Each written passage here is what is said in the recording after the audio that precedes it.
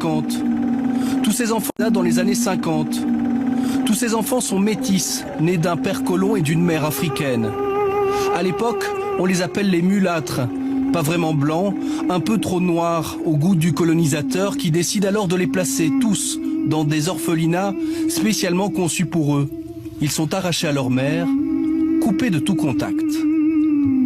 On a enlevé les enfants, on les a amenés à sa vie.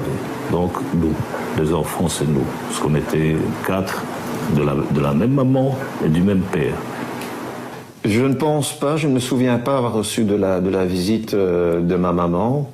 Je pense qu'elle n'avait aucun droit vis-à-vis de l'orphelinat. Car cacher les métis devient le leitmotiv des colons belges.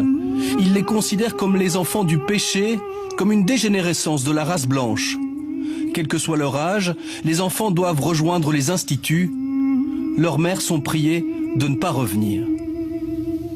Et je vois encore la sœur qui l'a chassée d'un geste très significatif.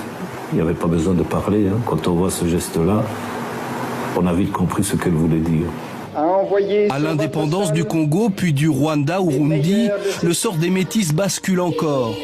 Par centaines, ils vont être évacués en avion vers la Belgique avec un billet aller simple.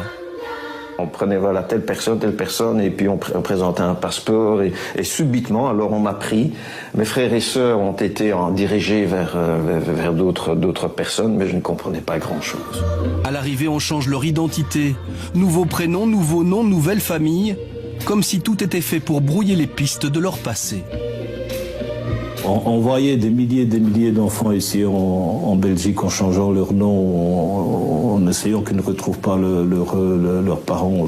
Ça ne va pas, cette histoire doit être connue de tout le monde. C'est du kidnapping.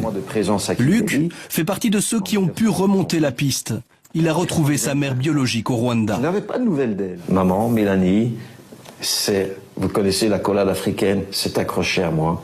Elle a pleuré, elle a une épaule à l'autre, elle a fondu en larmes. Pour elle, ça faisait 20 ans qu'elle espérait revoir ses enfants.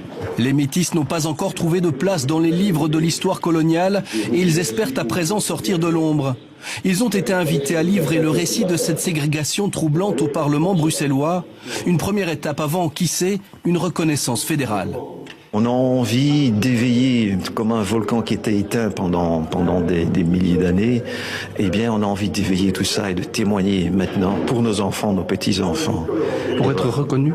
Tout simplement pour être reconnus par l'histoire.